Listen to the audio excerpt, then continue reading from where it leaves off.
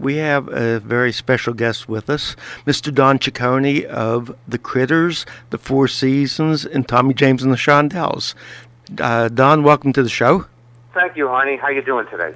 I'm doing excellent. Good. And believe it or not, you and I actually met one time. You did a concert here in Uniontown with the Four Seasons. We're probably talking about 78 or 79. Sure. And I actually had a chance to talk to you while you were eating dinner, and very, very friendly guy. Thank you. Jerry Corbella, I believe, was with the group at that time, and Frankie was an untouchable. You couldn't get near him, but you were gracious enough to talk to people. Well, thank you. I believe in that sort of thing. You know, we're all in this world together. So.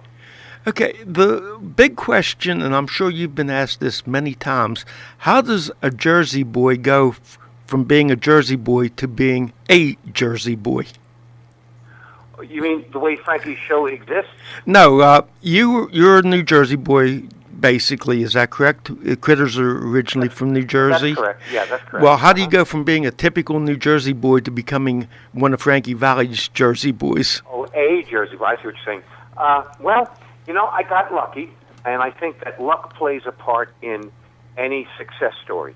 Frankie actually ran into a guy whom I had met about 2 days before that, and happened to mention it was like having a conversation at a lunch table at a restaurant, and this acquaintance of mine happened to overhear that Frankie was looking to replace one of the Four Seasons who was actually leaving the group. And this acquaintance of mine, whom I had just met, as I said, a couple of days prior to that, walked over to Frankie and he said, "I have got the guy that you need to have as one of the Four Seasons." He said, "Do you remember Don Ciccone from The Critters, Mr. Dyingly Sad, younger girl?" And Frankie said, "I'm a fan of The Critters." And he said, "Well, here's his number, and he's looking for that kind of thing," or whatever he said.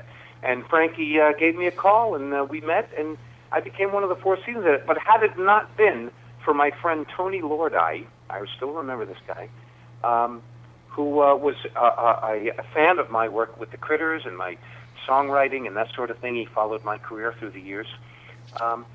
And had Tony not been next to Frankie's table, he would not have heard it. I mean, this is all... I mean, how can you put that many things together? There had to be some kind of divine plan or something there. It sounds like it. It definitely sounds like it. Okay, before we get into the history of the Critters, one other question I'm sure that you get asked quite a bit. Any relation to Madonna with the same last name? Mm-hmm. I don't know if we're relatives. And I'll tell you honestly, I never pursued finding out whether we are or not. I mean, I'd be very proud to know that we are connected by family. But the reason that I didn't pursue it is that there were so many people writing me fan letters when I started to have hits, even back in the days of the Critters. And they were saying, they were grasping at any possible connection. I was the third cousin of yours because my neighbor's dog was walked by somebody who used to know somebody who was related to you, or some crazy thing, you know. Definitely. I know what you're talking about. Yeah, so I didn't want to come off as somebody who was pursuing Madonna and saying, hey, we might be related for almost no reason. There would have to be a reason that I would say that to her, like, let's do a concert together. You know, and it wasn't my job to put that together at the time. Okay, let's go back in time. Tell us about the early days of the Critters. How did you happen to become a critter? That's a real interesting story in that, once again, it was one of those happenstance situations where I had a band called Don and the Shondells, and a few of the guys in that band had some falling out between them, and the guy who left the band wound up joining another band in a rival town, and the band was called the Vibratones.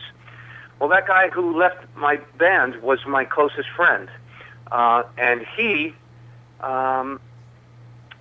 joined the other rival band and said, "Don, you got to come hear this band. It's really great." And I thought to myself, how much better than my band could it possibly be?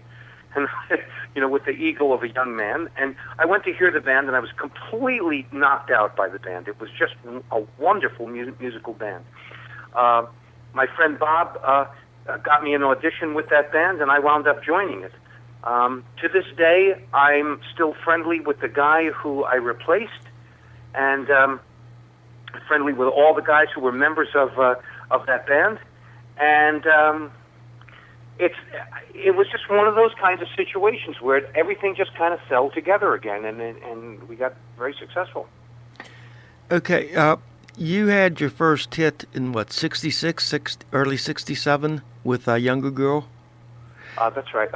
Yes, that's right. That's right. Okay, how did you happen to come up with a John Sebastian song to be your first release? The Critters were. Oh, by the way, I should have clarified that the Vibratones band changed their name to the Critters, and that's how we became the Critters. Okay. That Vibratones band that I had joined changed their name. But anyway, so then we wound up signing with Kama Sutra Records, and Kama Sutra Productions. Kama Sutra Productions had the Love and Spoonful signed to them. And, of course, in the Love and Spoonful was John Sebastian, who wrote quite a few hits. Our producer decided that John's song, Younger Girl, would be a good song for the Critters to record. And that's how we got to recording that. 'Cause I know the Spoonful had a recording of it that they released. Sebastian did a solo version of it, but it seemed like yours was the best of the three. Well, ours was the hit. I think Sebastian's was only an album cut. And just to add to your information, maybe you didn't want to say this, but I will. The Shondells out in California also had a version of Younger Girl.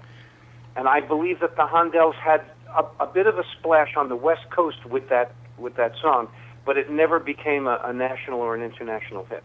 So we were very fortunate in that regard. Yeah, I did not know that the Shondells did that. I know that Chuck Girard, who was the lead singer of the Shondells, had a big career afterwards as a contemporary Christian star, but I was not aware about Younger Girl. Interesting. Well, that's what I know about it. Okay, how hard was it to get your record deal with Kama Sutra?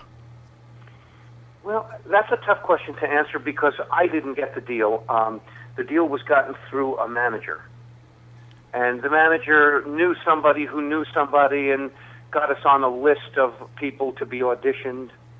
And when we got auditioned, one of the principals of the company who did the auditioning fell in love with the band and said, "Wow, this is a great band to record." So, okay. Well, it was the same old story with our group as many other bands. We got turned down by most of the other record and production companies in New York City. All right. Your time with the Critters was bittersweet, for lack of a better term. You have a hit record, and here you are. You're not able to enjoy it because you got drafted. Is that correct? Or did you enlist? No, that's correct. Both are correct, actually. It was the time of the draft, and my draft notice came at the same time that I was considering enlisting, because I knew I was going to be drafted anyway, and if I was going to be in the military, I would have rather had the option to choose something that I would want to do in the military. So I wound up enlisting and going in on the day that I would have gone in had I followed the draft notice. So all of that was the way it worked. One way or the other, you had to go in. Well, what was it like being at your base and hearing your record coming over the loudspeaker and just not knowing you can't do anything about it? Yeah, well, that was difficult. I mean, I have to tell you that I'm fortunate in that I was brought up to have a very positive outlook on life, and even when I was going through the marching exercises and the basic training and all that, and hearing my songs and my voice, if you will, coming through the station, #1 in Dallas today, and that kind of thing happening, it was difficult, but what it did for me was it said, when I get out of the military, I'm going to have a lot of hits. I mean, I looked at it so positively, because at the time I had to face reality. You had to go in. I think the youth of today doesn't understand exactly what it was like back then. You turned 18 and you were not in college, you go into the military, period. No ifs, ands, or buts, unless you had some physical impairment that prevented that. Well, you were very fortunate because you at least got to hear your hit song on an Army base in the States. A guy like Archie Bell of the Drells heard his while he was in the field hospital over in Germany recovering from getting shot over in Nam. Yeah, well, so you're right. I was fortunate, and I have a great deal of compassion for the guys who have been wounded and the guys who didn't make it back. I mean, I've written a song recently that I call The Pledge, and it's a song about all of our fallen heroes. So that hopefully will be on the next Critters album, which this is an interesting segue into a different part of this discussion. I now have a group that I've put together called The Critters with Don Ciccone, and we are about to start the recordings of our CD, and we will release that on our website. Can I tell the website on the air? Definitely. That was my next question. Good, thank you. It's thecrittersband.com. One word, thecrittersband.com. And I don't know how long it'll take us to finish the CD, but if your people will stay glued to that website, that would be good. We'll be announcing the release of that at some point, and we're going to have that song, The Pledge, on there. Well, what I'd like to do once the CD is released, if you get me a copy of it, get it, and we'll do an hour of you talking about the songs and playing some of the songs. Well, I have some songs that we've recorded already. The CD itself is not ready, but I can definitely put something like that together for you, and I would have give me some time to put a list of things together, get the songs actually recorded, and you and I can talk, and we'll do something like that together. Well, that sounds great. Okay, would you mention the website one more time?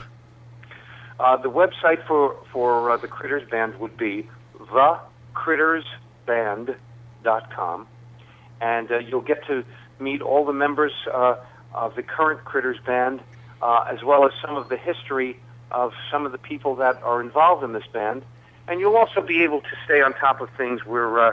It's a comprehensive website. There's a video in there, there's stills, there's all kinds of things.